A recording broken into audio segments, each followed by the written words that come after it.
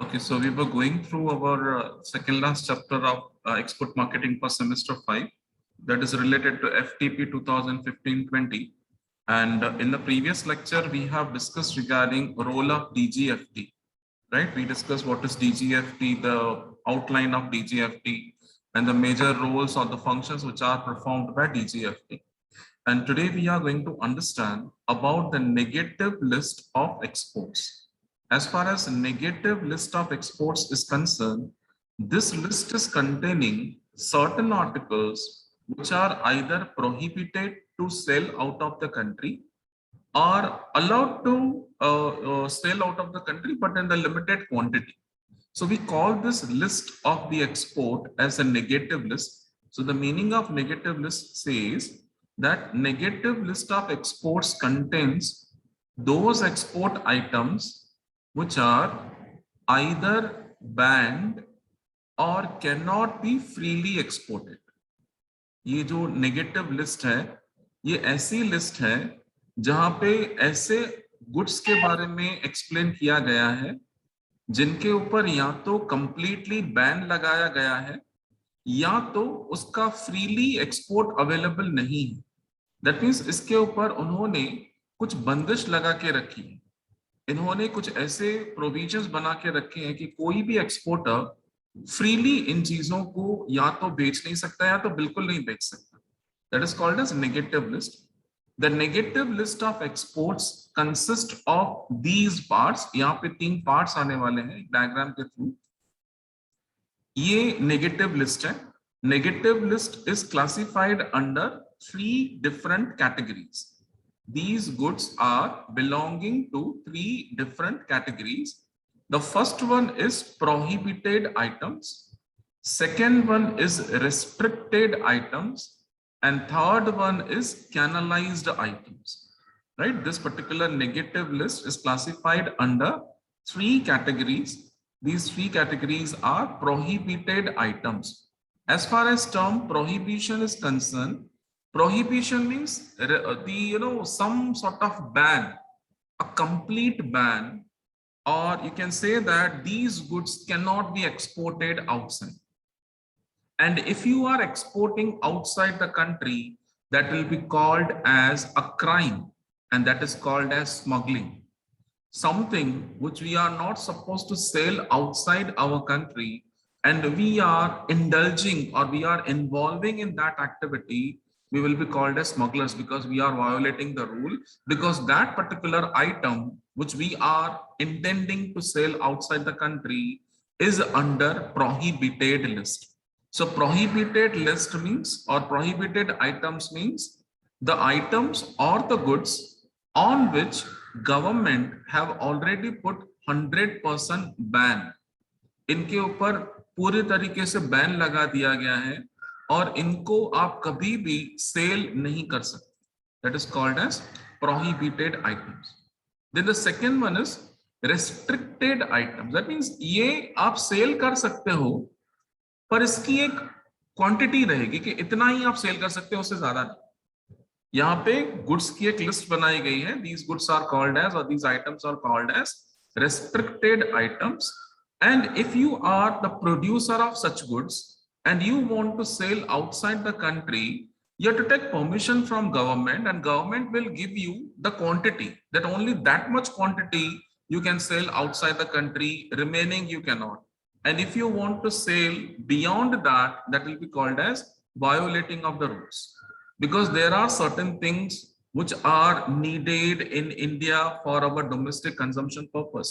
अगर हम सारी चीजें बाहरी बेचते जाएंगे तो हमारे लोगों के लिए बचेगा नहीं, और अगर हमारे लोगों के लिए नहीं बचेगा तो डिमांड ज्यादा रहेगी, सप्लाई कम रहेगी, और ये इन्फ्लेशन को जनरेट करेगा और ये डिससेटिस्फैक्शन को जनरेट करेगा.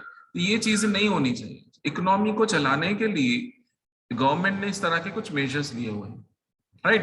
प्रोहिबिटेड आइटम्स में भी आने वाले हम लोग पढ़ने वाले हैं क्या क्या उसके अंदर वो चीजें हैं. तो ये चीजें उन्होंने इसके लिए लगा के रखी है ताकि हमारा जो एनवायरनमेंट है उसको प्रोटेक्शन मिले, उसको थोड़ा कंट्रोल. तो ये 2 चीजें हमें समझ आ गई. Prohibited items means on which there is complete ban. You cannot sell even a single unit if that particular item is in this list. अगर उस लिस्ट में उस पर्टिकुलर आइटम का नाम आ गया है तो आप उस चीज को कभी भी किसी भी हालत में बाहर बेच नहीं सकते। लेकिन restricted items क्या है? Some quantity or the amount which is permitted by the government, that much you can sell outside the country. The remaining you cannot. You cannot cross the limit. That is called as restricted items. And then canalized items. Canalized items are the items which cannot be sold by the individual or the private exporter directly to the foreign country, but you have to sell it through government agents. इसको बोलते हैं कैनलाइज्ड items. Canalise, आप किसी एक channel के through, आप एक chain के थ्रू आप बाहर कंट्रीज में भेज रहे हो, और वो होती है गवर्नमेंट एजेंसीज। इसको स्टेट ट्रेडिंग भी कहा जाता है, state trading, because government have established certain organisation, certain agencies, and if your item is in this canalized list, canalized items list, then you cannot sell directly to the foreign customer. You have to sell it through government agency. तो आपको government agency को report करना पड़ेगा, उनको बताना पड़ेगा कि देखो मेरा आइटम कैनलाइज्ड लिस्ट में है और ये अभी मुझे बेचना है। Then they will not make injustice with you. आप जो डिजर्व करते हैं प्राइस, वही प्राइस आपको मिलेगी।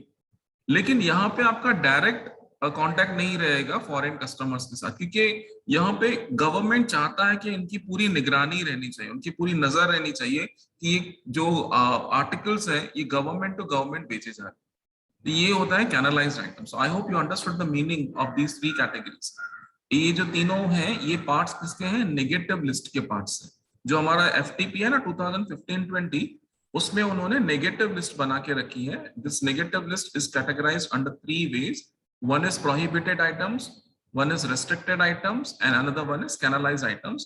Now let us understand that what that particular list contains. अभी तो हम लोगों ने इसका सिर्फ मीनिंग समझा कि प्रोहिबिटेड आइटम्स क्या होते हैं, लेकिन इसके अंदर लिस्ट में क्या क्या चीजें दी गई हैं, that we will learn now.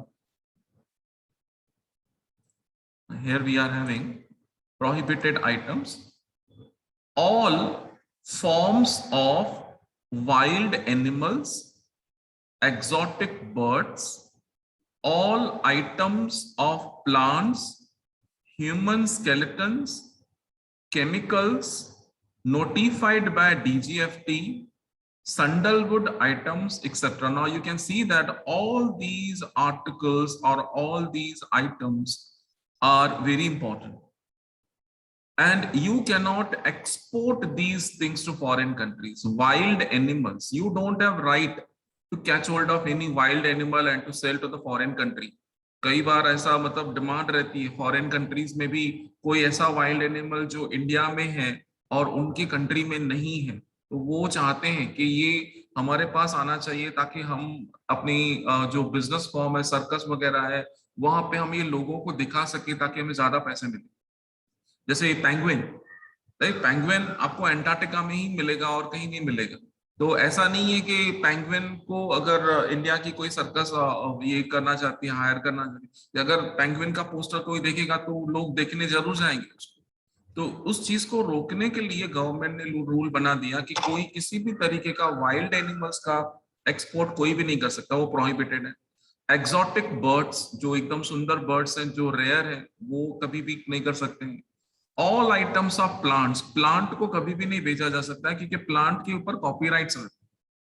आपको शायद इस बात की जानकारी नहीं होगी, जो कॉफी प्लांट इंडिया में सालों पहले आया था, वो स्मगलिंग के थ्रू आया था। साउथ केरला से वो जो कॉफी का ये था, सीड था, वो लाया गया था और फिर इंडिया में उसका कल्टीवेशन हुआ। और अभी जो कॉफी हमारे पास है वो एक बीज जो स्मगल होके आया था वहां से। पर उस जमाने में, I am talking about many years before, when there was no copyright pattern. अगर कॉपीराइट पैटर्न होता और कोई चोरी करके वो बीज यहाँ पे लेके आता था तो वो कंट्री हमारे ऊपर केस कर देता। इंटेलेक्चुअल प्रॉपर्टीज है, ये ज्योग्राफिकल पॉइंट्स रहती हैं। जैसे इंडिया के जो बासमती राइस है, तो यहाँ से अगर कोई बासमती राइस लेके जाता है और वहां पे कल्टीवेट करता है तो हमसे परमिशन लेके करेगा और हमें पैसे भी देगा उसके गवर्नमेंट को। तो all items of plants are prohibited, you can not sell that. Human skeletons ये भी नहीं बेच सकते हैं क्योंकि ह्यूमन स्केलेटन साइंस में यूज होते हैं, रिसर्च पर्पस के लिए यूज होते हैं, तो वो नहीं होना चाहिए, ये नहीं बेच सकते हो आप। किसी भी हालत में नहीं बेच सकते। Then chemicals notified by DGFT, DGFT ने एक लिस्ट बनाई है, नोटिफाई किया है कुछ स्पेशल केमिकल्स जिनको हम बाहर बेच नहीं सकते, वो अलग से एक लिस्ट है। Then sandalwood items etcetera, that means जो नेचुरल चीजें हैं उन चीजों को हम कभी भी अपनी मर्जी से बाहर की कंट्रीज में बेच नहीं सकते हैं। These are called as prohibited items, इसके ऊपर कंप्लीट बैन है। और अगर ये सब पढ़ने के बाद अगर कोई पर्सन इन चीजों के बिजनेस में इन्वॉल्व हो जाता है तो वो क्रिमिनल कहलाएगा, उसको सिवियर पनिशमेंट्स मिलेंगी। जैसे वाइल्ड एनिमल्स, लोग बोलेंगे कि अरे वाइल्ड एनिमल्स को पकड़ के अगर हम बेच रहे हैं तो क्या फर्क पड़ता है, वाइल्ड एनिमल्स तो किसी की प्रॉपर्टी नहीं है ना। Government is saying that no, you can not catch hold of the wild animal, क्योंकि वाइल्ड एनिमल्स हैं तो वो एनवायरनमेंट को प्रोटेक्ट करके बैठे हुए। अगर सारे के सारे वाइल्ड एनिमल्स खत्म हो गए ना तो हम भी नहीं बचेंगे। ये हमारा जो नेचर है, ये नेचर एक बैलेंस फॉर्म में इसके लिए ही चल रहा है, राइट। तो इन चीजों को हमें हाथ नहीं लगाना है, ये चीजों के लिए प्रोहिबिटेड आइटम्स कहा जाता है। Then the next one was restricted item, मतलब किसी हद तक आप बेच सकते हो। तो इसके अंदर क्या क्या लिस्ट उसने दी हुई है, cattle, camel, chemical fertilisers, deoiled, groundnut cakes, fresh and frozen. मतलब ये कुछ आर्टिकल्स रहते हैं, one second, pomfrets, fur of domestic animals, fodder except. ये ऐसी चीजें हैं जिसको आपको थोड़े समय, मतलब थोड़ा सा क्वांटिटी आप बाहर बेच सकते हो, उससे ज्यादा नहीं, क्योंकि ये रिन्यूएबल, मतलब ये बढ़ता है, वापस से बढ़ेगा, और ये ऑलरेडी ज्यादा क्वांटिटी में है अपने पास, तो हम इसका कुछ हिस्सा बाहर कंट्रीज में बेच सकते हैं। लाइक कैटल, कैमल, ये लोग घरों में पालते भी हैं। तो अगर किसी को बाहर की कंट्री में वो चीजें बेचनी है तो पहले गवर्नमेंट से परमिशन लेना पड़ेगा। देन गवर्नमेंट को अगर फिट लगा कि हाँ इतना एक्सपोर्ट हम कर सकते हैं, then they will permit you. So these are the examples of restricted items. That means complete ban नहीं है, पर अगर आप चाहें तो गवर्नमेंट की परमिशन से इनको बाहर के कंट्रीज में बेच सकते हैं। Then the next one is canalized items. As I told you, canalized items means you have to sell it through government agency. You cannot sell it directly. So if your business is of petroleum product, गम कराया एक तरह का product रहता है जो trees में से निकलता है, mica, waste of scrap, minerals, ores, onions etcetera, ये अगर आपके लिस्ट में आते हैं, अगर आपने ये चीजों का बिजनेस करना है तो आप डायरेक्टली इन चीजों को फॉरेन कंट्री में बेच नहीं सकते, आपको गवर्नमेंट एजेंसी के थ्रू ही बेचना पड़ेगा। जैसे मैंने आपको बताया था, इसको एक और वर्ड के नाम से जाना जाता है, just right it over here, state trading. ये उसका एक मतलब टेक्निकल टर्म है, आने वाले दिनों में हम लोग पढ़ने वाले हैं। State trading, over here you can not sell the goods directly to the foreign customers or to foreign country, but you have to take help of the government agency to sell your products to foreign market. तो ये हमारी 3 list है। अब ये सवाल उठता है कि आपको एग्जाम में क्वेश्चन कैसा आएगा। अगर सपोज ऑफलाइन एग्जाम होता है तो it will be a short note that what do you mean by the negative list.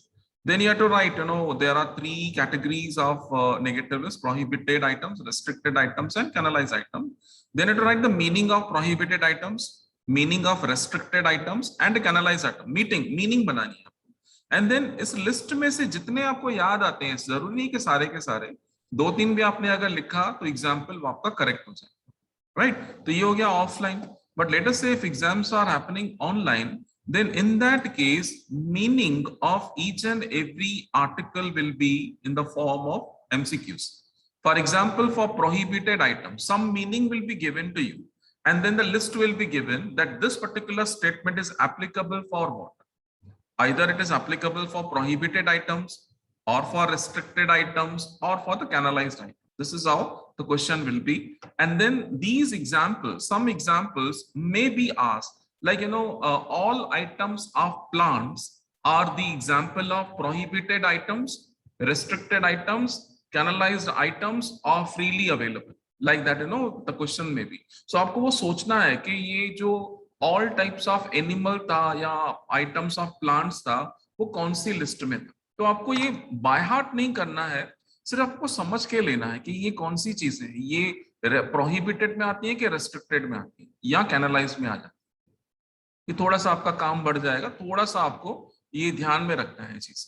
Now let us understand for what purpose these things have been done. ये क्यों कराया गया? क्योंकि काफी सारे लोगों के मन में सवाल रहता है कि केमिकल फर्टिलाइजर्स तो हम लोग वापस से जनरेट कर सकते हैं ना, तो ये क्यों नहीं बेच सकते जिसकी हाई डिमांड है? केमिकल फर्टिलाइजर्स मतलब ऐसी चीजें जो कल्टीवेशन को बढ़ाते हैं, किसी भी तरीके की जो फर्टिलिटी है ना उसको वो इंक्रीज करते हैं।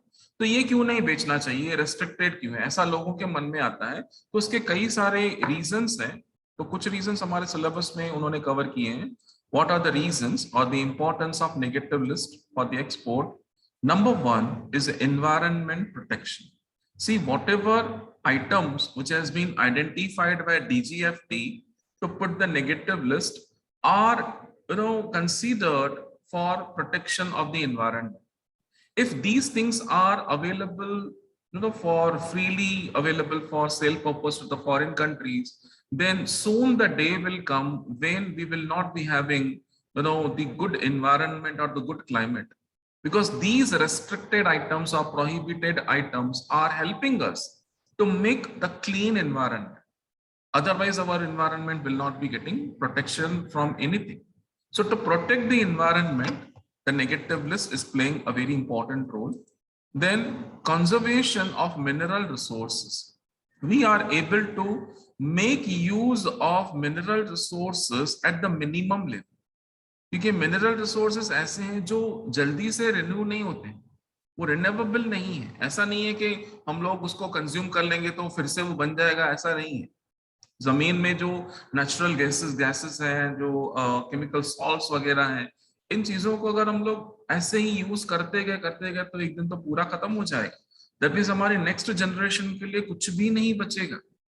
तो अगर ये चीजें फ्रीली अलाउ कर दिया कि हाँ ये को आप बेच दो और पैसे कमाओ, तो सब लोग वही करेंगे। क्योंकि हम लोग बहुत सेल्फिश हैं, हम लोग सिर्फ अपने बारे में सोचते हैं, अपनी जनरेशन के बारे में सोचते हैं। लेकिन आने वाली जो जनरेशन है, जो 25 साल के बाद आने वाली है, उनके लिए हम क्या छोड़ के जाए? तो उनको प्रोटेक्ट करने के लिए इसको कॉन्जर्वेटिव वे से यूज करना जरूरी। कॉन्जर्वेटिव मीन्स वेरी मीगरली, कंजूसी के साथ यूज करना। कि अगर हम लोग बैंक में से पैसे ऐसे ही विड्रॉ करते गए एटीएम से, तो एक दिन तो अकाउंट जीरो हो जाएगा ना।